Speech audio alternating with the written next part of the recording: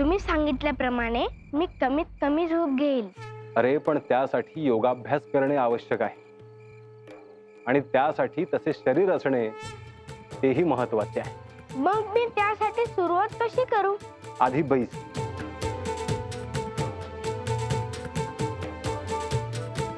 आज अर्ध पद्मासन घालून बघ.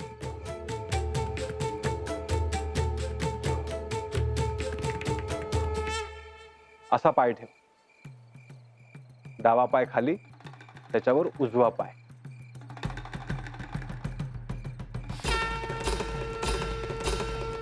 मुद्रा हाताची ही अशी असावी.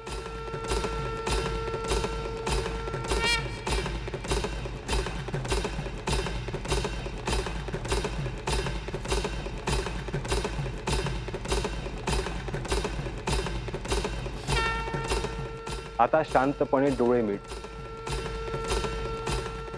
आणि दोन डोळ्यांच्या मध्ये आज्ञाचक्र आहे, त्यावर लक्ष केंद्रित करण्याचा प्रयत्न कर.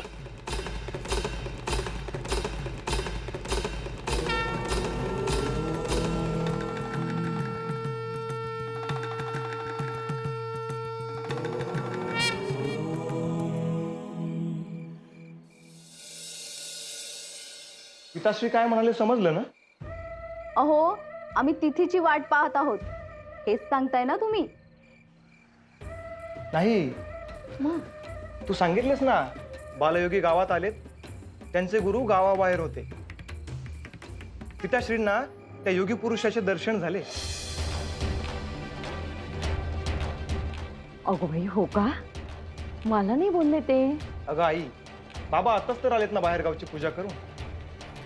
बरं, मग पुढे काय म्हणाले ते? त्यांच्याकडे बघून ते कुणीतरी थोर महापुरुष असावेत असे बाबांना वाटले. हो का? मग आपल्याकडे महारुद्र आहे, त्या दिवशी येऊन त्यांनी आशीर्वाद दिला, तो सोन्याहून पिवळं नाही का होणार? बघूयात काय योग येतोय ती. हो, पण ते जर आपल्याकडे आलेच ना तर त्यांचा यथोचित आदर सत्कार करू आपण. होय होय, करूया तर. अहो, असा योग जुळून यायला हवा ना, कारण हे योगी आज इथे तर उद्या तिथे असे असतात. महारुद्राची तिथी तसंही उद्या निश्चित करायची आहे. हो उद्यापासून तुम्ही तुमच्या बाजूने शुभ कार्याची सुरुवात करा. हो, चला, पिताश्रींनी मला बाहेर बोलवलंय, काही लोक आले. ये जाऊन ये. इरावती, उद्या सकाळीच लवकर आपण महादेवाच्या देवळात जाऊ. हो, आणि आवाहन करून येऊ, अमुक अमुक तिथीला आमच्या घरी शुभ कार्यास यावे. हो सासूबाई.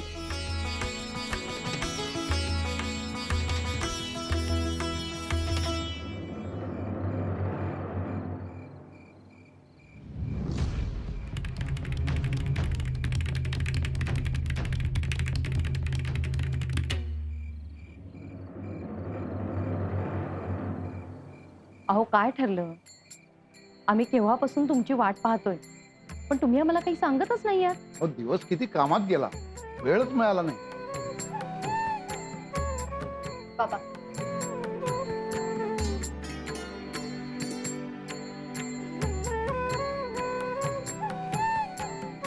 आजच्या दिवसातली एक महत्वाची घटना सांगायची. आज एका सत्पुरुषाचं दर्शन घडलं. अहो बाबा, आम्हालाही ऐकायचे होते की तुम्ही काय सांगताय ते. आज मी आपल्या गावाबाहेरचं शिवमंदिर आहे ना, तिथे गेलो आणि येताना मला त्या सत्पुरुषाचं दर्शन घडलं. अगो बाई, हो का? तुमचे बोलणे झाले का त्यांच्याशी? अर्थातच.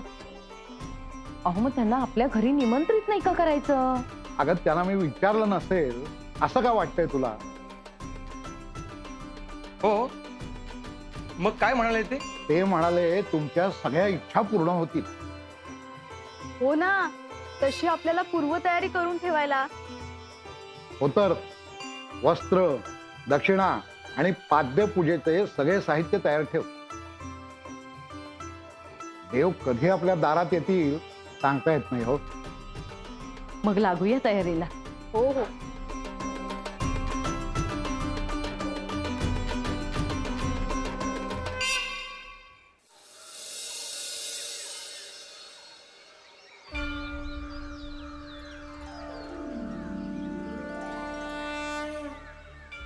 गोरक्ष, आता तुला नाथ परंपरेची दीक्षा देण्याची वेळ आली आहे. कठोर परीक्षेची एक एक पायरी चढत तुला वर जायला हवं. होय गुरुवर, मी आपल्या आज्ञांचे पालन करतो आहे. ह्या क्षणी जरी तू माझा शिष्य असलास तरी भविष्यात नाथ परंपरेमध्ये येणाऱ्या नाथांचा गुरु म्हणून तुला महत्वाची भूमिका भूषवायची आहे. परंतु त्यासाठी तुला प्रथम नाथ पंथाची दीक्षा घेणे आवश्यक आहे.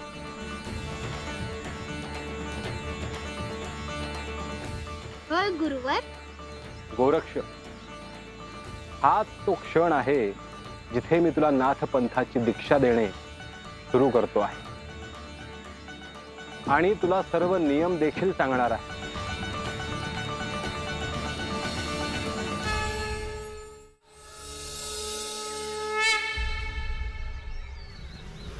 भस्मांकित शिव स्वरूप ललाटी शोभत त्रिपुंड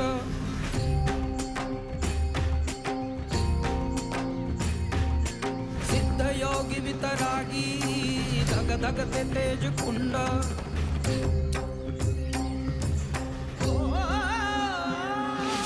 अलख निरंजन अलख निरंजन अलख निरंजन हो अलख निरंजन अलख निरंजन अलख निरंजन हो अलख निरंजन अलख निरंजन अलख निरंजन हो अलख निरंजन अलख निरंजन अलख निरंजन हो अलख निरंजन अलख निरंजन अलख निरंजन हो अलख निरंजन.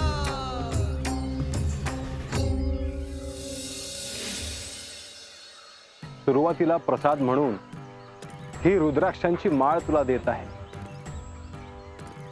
ज्या माळेवर मी जप केलेत ती माळ तुझे संरक्षण करेल. अलख निरंजन अलख निरंजन अलख निरंजन हो अलख निरंजन.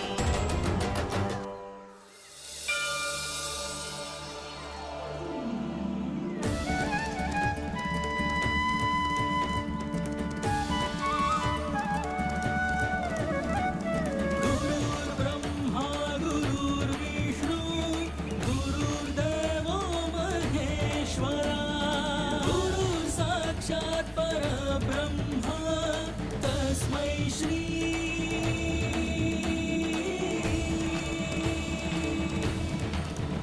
गुरुवे नमः.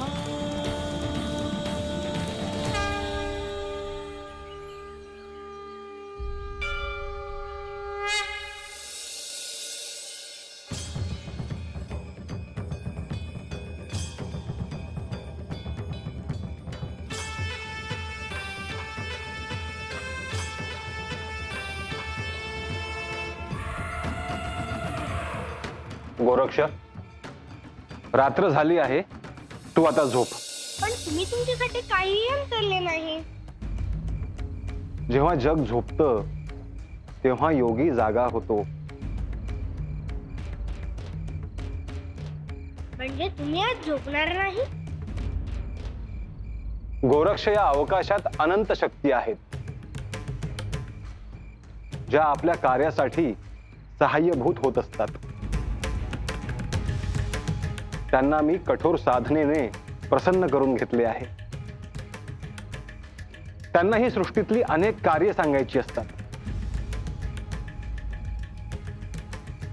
म्हणजे तुम्ही विश्रांती घेणार नाही. हो, परंतु तू आता झोप.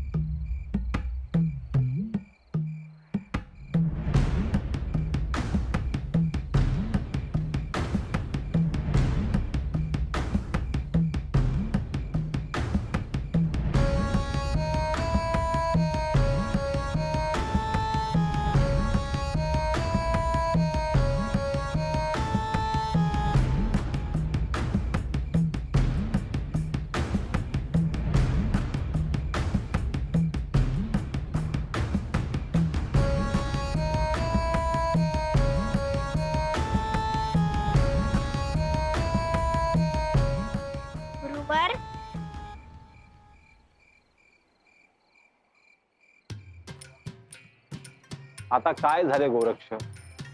मी तुमचे पाय चेपून देऊ का? त्याची काही आवश्यकता नाही. पण तुम्ही तर खूप कष्ट करत आहात ना. गोरक्ष, तू ह्या बालरूपात माझी सेवा करणं अपेक्षित नाही. त्यापेक्षा तो वेळ साधनेसाठी वापर.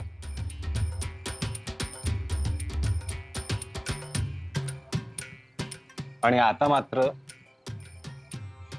तू झोपत.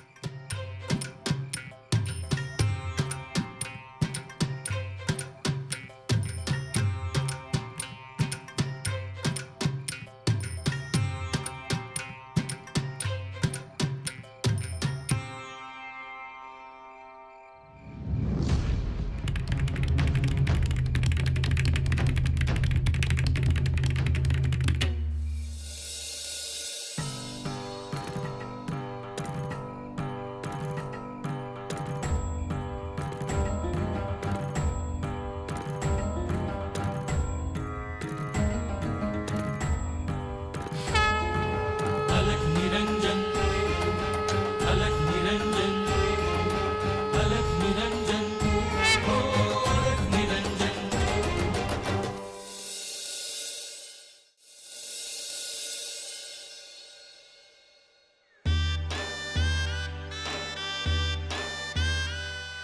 उद्या आमच्याकडे महापूजा आहे, यायचं हा. अहो,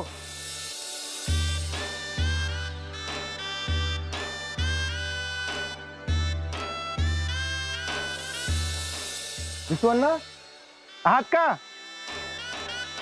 अण्णा, उद्या आमच्याकडे महापूजा आहे, तर तुम्ही महापूजेसाठी आणि प्रसादासाठी यायचं हा नक्की. हो नक्की येतो हा. बरं, मला आणखी आमंत्रण द्यायचे. येतो हा. नमस्कार.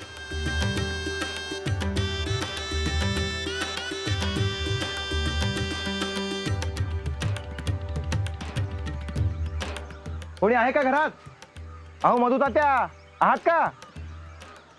काय रे केशव, इकडे कसं काय आलास? अहो तात्या, उद्या आमच्या घरी महापूजा आहे, त्याच्या आमंत्रणासाठी आलोय. असं होय. तर तुम्ही पूजेसाठी आणि प्रसादासाठी या. हा हा. आणि महत्वाचं म्हणजे आपण तुम्हाला आग्रहाचं बोलावणं केलंय, तेव्हा उद्या सगळ्यांनी आमच्याकडे प्रसादासाठी यायचं. होय होय. हा मावशी, तुम्ही यायचं बरं. होय होय. आम्ही दोघं बी येऊ. आमच्या हिला बी पाठवून देतो मदतीला. कसं आपल्या घरचंच कार्य आहे नाही का? वय वय येईन मी मदतीला. मावशी, तुम्ही आलात ना तर इरावती आणि आईला मदतच होईल. बरं, निघतो मी. आमंत्रण बाकी आहेत अजून. होय होय. बरं, येतो मी. होय. आणि हो, महत्वाची गोष्ट, उद्या कुणीही स्वयंपाक करायचा नाही. येतो हा. होय. उद्याची पूजा नीट होऊ दे र महादेवा. वय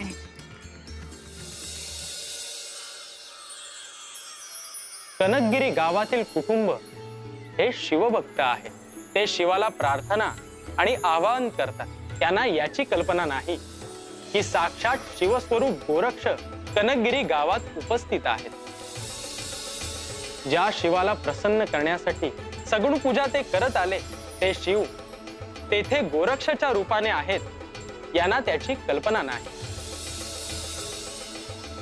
गोरक्षाचा यथोचित आदर सन्मान झाला तर शिव प्रसन्न होणारच. परंतु ही नाथांसोबत शिवाची ही लीला आहे. शिवस्वरूप गोरक्षाला प्रसन्न करून घेणे एवढे सोपे नाही. हातात भिक्षेची झोळी घेऊन फिरणाऱ्यांमध्ये देवपण कसे असेल असा प्रश्न ज्यांना पडतो, तेथेच सगळे संपते. त्या भगव्या वस्त्रांच्या आड एक दिव्य शक्ती आहे हे ज्याला ओळखता आले, त्याचे कल्याण झाल्याशिवाय राहत नाही.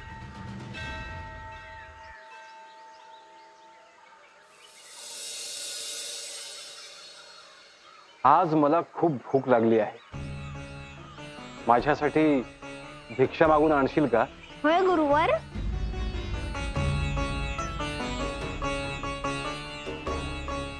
तुम्ही मला आधी सांगितले असते तर मी लवकर गेलो असतो. परंतु आता विलंब करू नको. आज मला विविध पदार्थ खाण्याची खूप इच्छा होते आहे. गुरुवर, मी पूर्ण प्रयत्न करेन आणि तुमची इच्छा पूर्ण होईल असे पाहिल. गोरक्ष, हे कार्य खूप अवघड आहे आणि मला तुला हे सांगताना संकोच वाटतो आहे. नाही गुरुवर, हे काम अवघड असलं तरी अशक्य नाही. कनकगिरी गाव आणि त्यातले लोक खूप चांगले आहेत. आता त्या गावात माझी ओळखही झाली आहे, त्यामुळे कोणीही मला नाही म्हणणार नाही. आज तू माझी इच्छा पूर्ण केलीस ना गोरक्ष, तर मला खूप आनंद होईल. आज्ञा असावी गुरुवर. गोरक्ष, प्रयत्न कर आणि खाण्यासाठी पदार्थ नाही मिळाले तर तसाच परत ये. आज जर तुमच्यासाठी काही पदार्थ मिळाले नाही तर मी इकडे परत येणार नाही. येतो मी.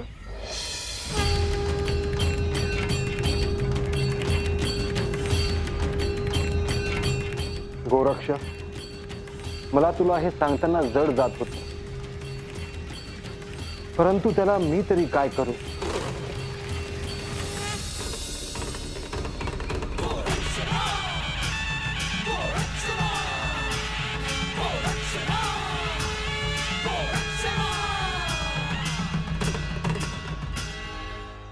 गोरक्ष, कनकगिरी गावात तू माझ्यासाठी वणवण फिरतो आहे. त्यात मला तुझी ही परीक्षा घेणे स्वाभाविक आहे. माझ्यासाठी तुला काय काय दिव्यातून जावे लागेल याची कल्पनाही कोणाला नसेल. मी तुला सांगितले की मला भूक लागली आहे, परंतु खरे तर माझी भूकच हरवली आहे.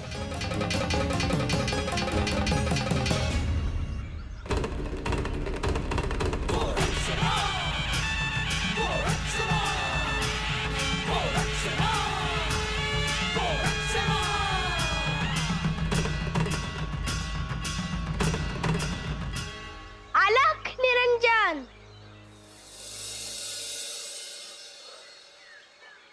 अहो तुम्ही बरं झालं लवकर आलात, नाही तर आम्ही निघालोच होतो आवरून. थांबा. सावित्री, ए सावित्री, अगं पीठ घेऊन ये ग. आणि तुम्ही कसे आहात आणि तुमचं गुरु? उत्तम आहेत. आज त्यांना चांगले पदार्थ करून खायला घालायचे आहेत. अगं बाया, तुम्ही आला वय. अगं मी तुला पीठ आणायला सांगितलं होतं ना. आवड तिकडं महापूजा आहे म्हणून मी पीठ द्यायला घेतलं नाही आणि धान्य बी निवडलेलं नाही. मग आता यांना मोकळ्या हाताने धाडायचं वय. मला दारात अधिक वेळ थांबता येत नाही. मग काय कराल तुम्ही आता? मी निघतो. ओवास थांबला असतात तर मी चूल पेटवते आणि काहीतरी करून देते. हा, नाही, माझ्यामुळे तुमची धावपळ नको. मी निघतो. अहो थांबा थांबा, पाय पडू. शुभम भवतु.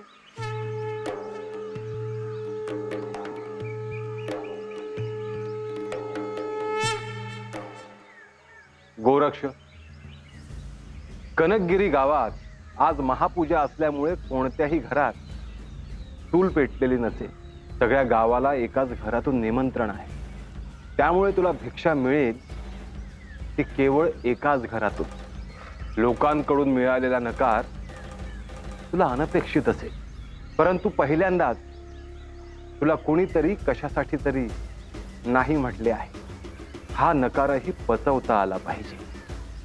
ह्या छोट्या नकारापासून मोठे नकारही पचवता आले पाहिजे, कारण आपल्याला अपेक्षित असे प्रत्येक वेळी घडेल असे नाही.